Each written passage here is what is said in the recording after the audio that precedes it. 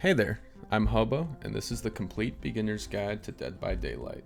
If you already know some of the information covered in this guide and are just looking to fill in a few gaps, please feel free to look at the video description or hover your mouse over the video itself and skip to the part that you want to know more about. I want to help you get in the game as fast as possible, and my goal is to give you enough information to get started and not overwhelm you with too much. If you've got a specific question the video didn't answer, I'd be happy to answer it here in the comments or in my Discord. Dead by Daylight is a free-for-all survival horror game where 4 players take on the role of a survivor and 1 player takes the role of the killer.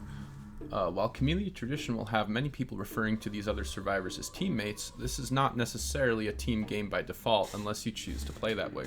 For beginning players, I do recommend starting out with a team-oriented loadout and mindset, as this will benefit you the most as a new player. But be prepared to encounter a diverse array of players, each with their own goals and agendas when you play a match. This is part of the fun and variety of the game for me, and I hope you will enjoy it as much as I do. Your first task as a new player after you boot up the game is to go to the Getting Started button found here in the bottom left. Click into it, and it will give you tutorials. Complete these to get a basic understanding of the controls and fundamentals of the game, and it'll also give you blood points, which are very important. I'll recommend where to spend those later. You can use the numbers 1 and 2 on your keyboard to do a point or come here emote. Please use these gestures responsibly and don't lead somebody to their death by accident like I just did here. Alright, now it's time to queue up for a match. You can do this alone or with friends. You will enter a trial and attempt to escape while the killer tries to kill you and the other survivors. In order to escape, you must find and power up 5 out of the 7 generators spawned randomly in the trial. After that, 2 exit gates will power on and someone will try to open them, and then survivors can escape through the exit. The killer will try to kill you before this happens. The basic premise of the game is that the killer must hit you once to injure you, and while you're injured, they will try to hit you again to put you on the ground in what's called the dying state. This is commonly referred to as being a slug because you look like a slug and you leave a slug-like trail of blood when you crawl around. After they knock you down, the killer will hook you. If you are left on this hook too long, or if you are rescued and hooked a second time by the killer, you will enter what's known as struggle phase. Here you must land skill checks to buy yourself more time on hook as you struggle not to die. If you are left here too long, you will die. If you get hooked again after being saved from this, you will die. So think of yourself as having 3 lives called hook states and 2 health states before you get hooked.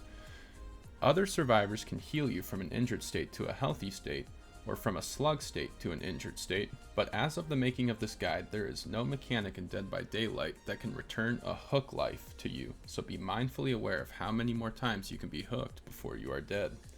When there is only 1 survivor left alive in the match, a hatch will appear that could allow them to escape if they find it. It will appear in a random location. If the killer finds it first, they can close it, and the survivor's last chance will be to open up an exit door, which can be very difficult to do alone. Whether you live or die, each match will award you with blood points. These are spent to unlock new perks and items. Almost everything you do in a match will give you those blood points. I recommend not worrying about living or dying when you begin playing, and just focus on those blood points. Now, of course, there's so many more factors that can affect these basic premises, but don't get overwhelmed and fear not. Understanding these basics will help you quickly and easily identify the conditions that change these. The most common status effect to look out for is being exposed. There are a variety of killer powers and a common perk called No-Ed that can expose you. What this means is you can be taken from 1 hit healthy and down to a slug. Play cautiously when this effect is active and don't give the killer an easy down. Aside from that, there are so many character perks and items that can affect these basics, and it can seem overwhelming, but just keep them in mind and it will help you understand and identify abilities and perks that deviate from these norms as you encounter them in your games.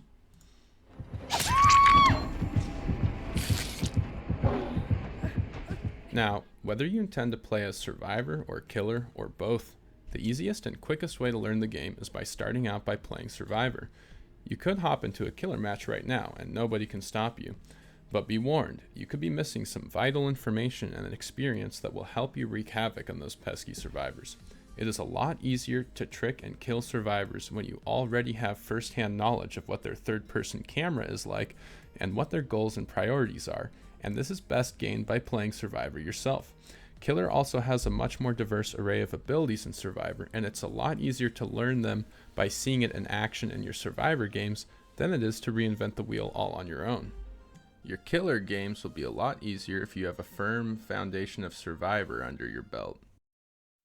Okay, so now that you've completed the getting started tutorials and you have your first blood points, I'll show you where and how to spend those. So go ahead and click Survivor. You click this and it will look like this. So here's our blood points in the top right, and here's your blood web. So you just hold down. This costs 4,000. Things generally cost between 3,000 and 7,000, and you can tell different rarities by the color. Brown being the least. When it comes to in-game practicality, sometimes the brown and yellows end up being really good. Sometimes there are higher tier stuff that ends up being really bad. After a while, you don't have to buy everything on the blood web. The game will start eating it for you. Perks are kind of what you want to prioritize because they're permanent buffs to your loadout that never get consumed. And if there's something expensive I don't want, I usually try to let the game eat it. Once you hit level 40 on a character, you will see teachable perks. That is, you'll be able to unlock their perks for any other survivor to use. I've already unlocked all the perks, so I can't show you what that looks like, but it looks orange, I'll tell you that. So the first thing you'll probably want to know is, which survivor do I level up first? If you go into here, and click survivors, you should see all their different portraits. Now each survivor is more or less just a reskin of each other. They have no innate unique abilities. What they each have are 3 unique perks that when you level them up to level 40, you unlock this perk for any other survivor to find. And my personal recommended route for the very first survivor you should start with is William Bill Overbeck. This is because he has the most useful perk to me in the game called Borrowed Time. If you see it here, survivors you unhook gain the endurance status effect for 12 seconds. And what that means is if you pull someone off the hook and the killer tries to down them, instead of getting downed, they'll go into deep wound, which means they're still injured and still on their feet, and they have another speed burst from getting hit to escape, and then later on they can just mend themselves. And they won't bleed out as long as they run, so you don't really run any danger of having to worry about that. Bill has another perk here called Unbreakable, which if you're on the ground slugged, aka dying, you can actually fully recover back to your feet in an injured state once per trial, which doesn't sound like a lot, but remember, killers will usually pick you up immediately and not let you do that, so once is still quite a lot, and it's very useful. His other perk almost isn't worth mentioning. It's called Left Behind. It shows you the hatch aura if you're the only one left alive in the trial. I don't recommend running this perk ever under any circumstances for any reasons whatsoever. The next survivor I recommend that you level up is actually right next to Bill's portrait. It's David King here. That's because I mentioned earlier blood points are super important, and it just so happens he has a perk called We're Gonna Live Forever, affectionately referred to as We're Gonna Farm Forever. This perk looks kind of complicated just by the large description, but it's actually quite simple. It has 2 effects. The first effect is useful. It lets you pull people off the ground when they're slugs twice as quickly, which is very nice.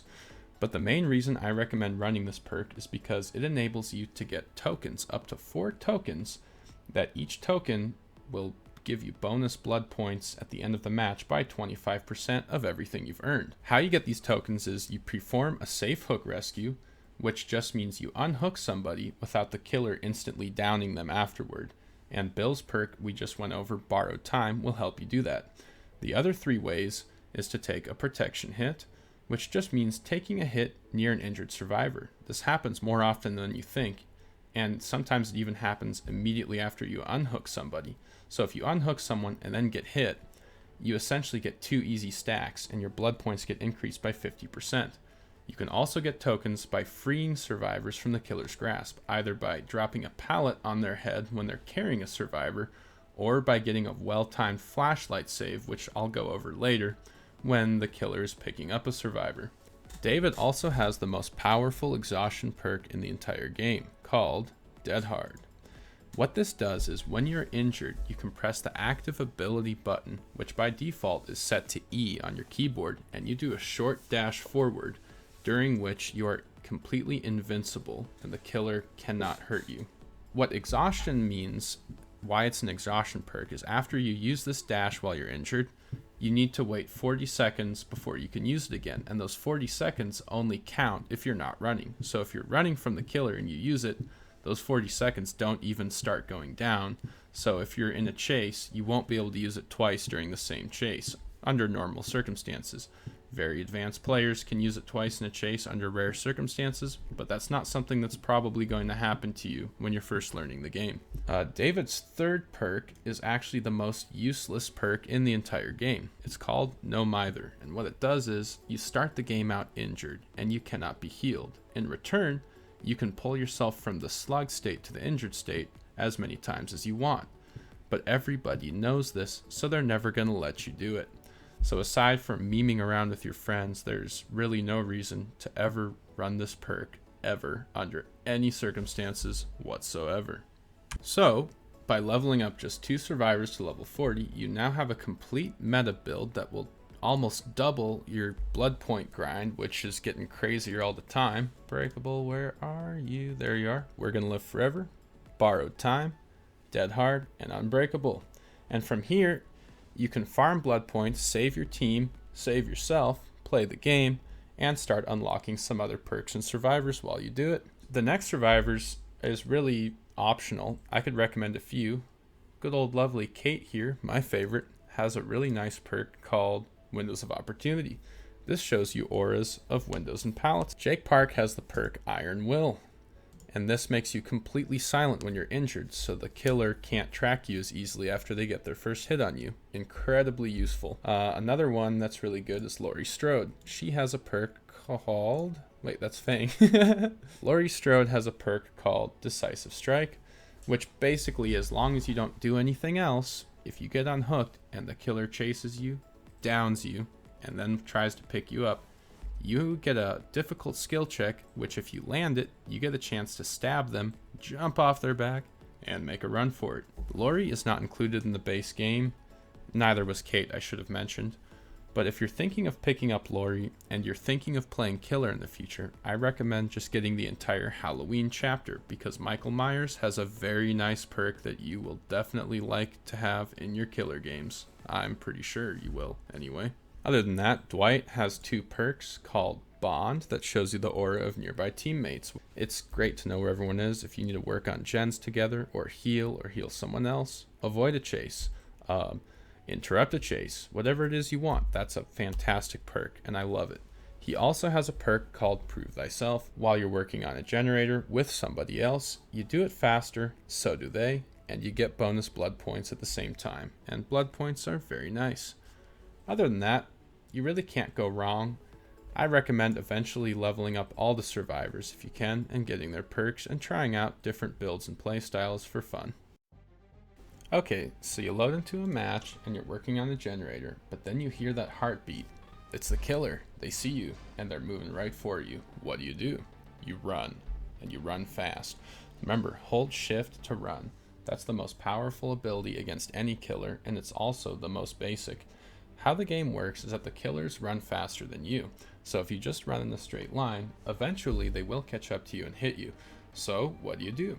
You can jump over windows and drop pallets. This is your most basic survival. You jump windows faster than the killer. They can do it, but they go slower than you, so you maintain some distance. Eventually though, the killer will catch up to you and get a hit on you, so you'll need to drop a pallet to create a barrier. There are advanced game theories around windows, pallets, and pathing, but none of that will make sense unless you grasp the basics of it. As a chase progresses, the killer gains what's called bloodlust over time, which just makes them faster and faster until they hit you. You can stop that by stunning them with a pallet, or just dropping a pallet and forcing them to break it. If they do end up hitting you, it will reset their bloodlust back to their base movement speed for a time, which is still faster than you, and they'll keep catching up. So your ideal scenario is to try to make it to a pallet before the killer and drop it, whether on their face or before they get to you.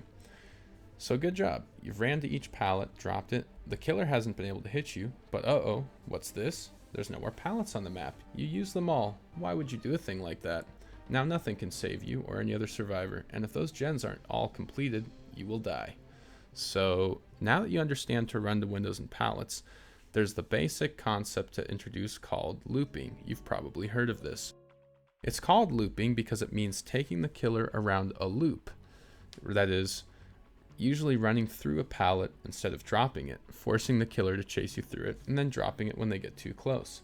This means you can spend more chase time at one pallet without using it too fast, and this is the main skill ceiling for Survivor, and I recommend practicing kind of early. Looping is the most advanced Survivor ability, and this is the premise of all looping, is to merely go through a pallet and continue running around objects until you make it back to the pallet and drop it before the killer can hit you. The more advanced parts of looping only come with a lot of good map knowledge, which really only comes with experience from playing the game, so we won't go over that during this guide. If you haven't already seen it, during your games you're going to see some survivors moonwalking and spinning the killer. I don't have a guide for that, but I followed a really good guide to learn how to do it, which I will go ahead and link right here for you if this type of movement is something you're interested in doing. It's not essential, but it is pretty fun.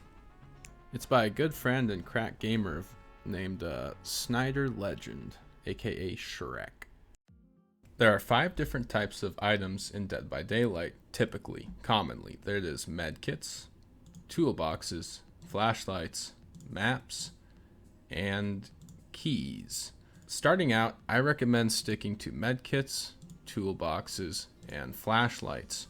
I won't do a complete item guide because it takes too long.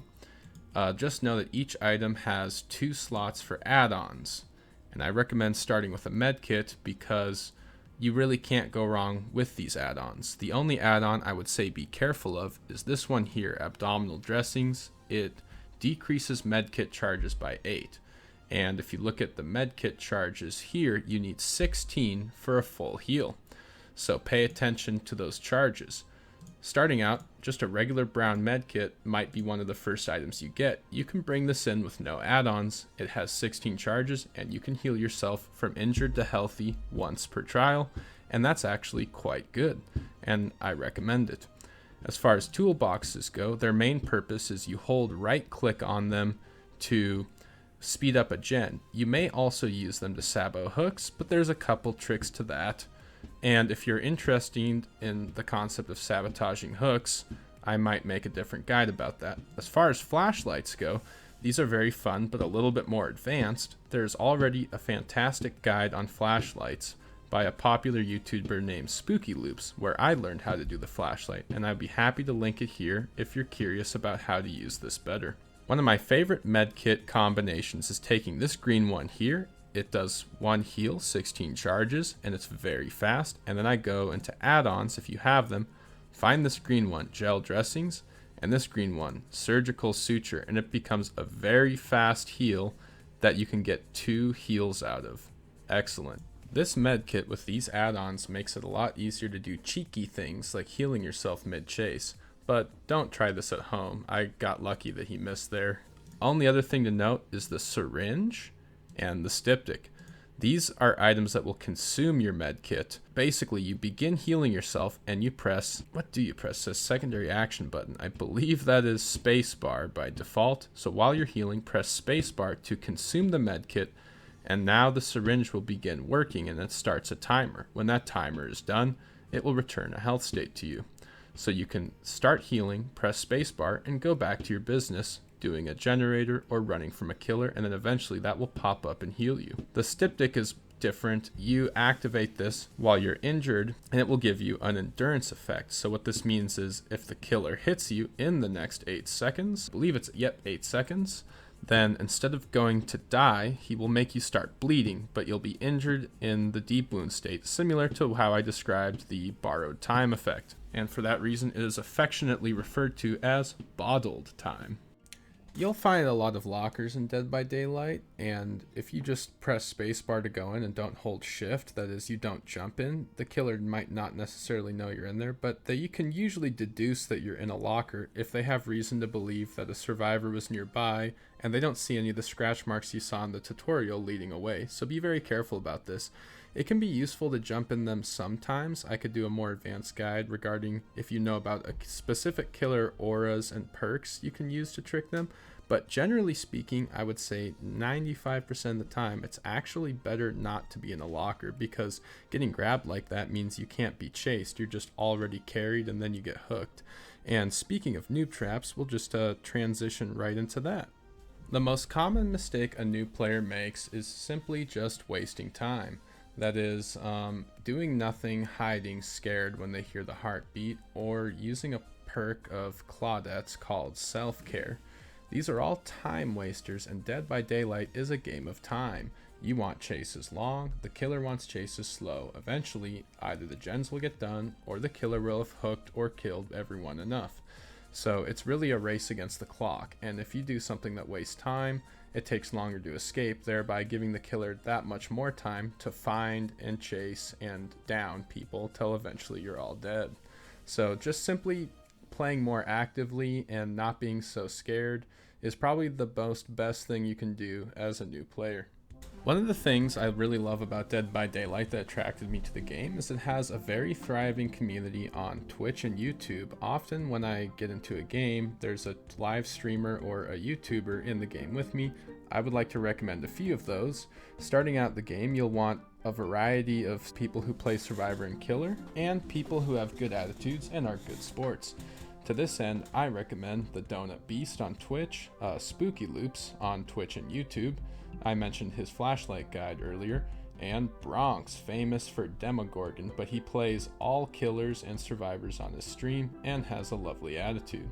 Oh, and one more thing, stay away from Reddit. People mostly go there to complain, and if you go there first without developing your own experience and opinion of the game, it can really distort the reality of how the trials really go. Well, good luck out there. I hope I prepared you for your first trial in the fog, and if you have any questions, please let me know in the comments or come visit me on Discord, like I said, and I'll be happy to answer or connect you with anyone that can.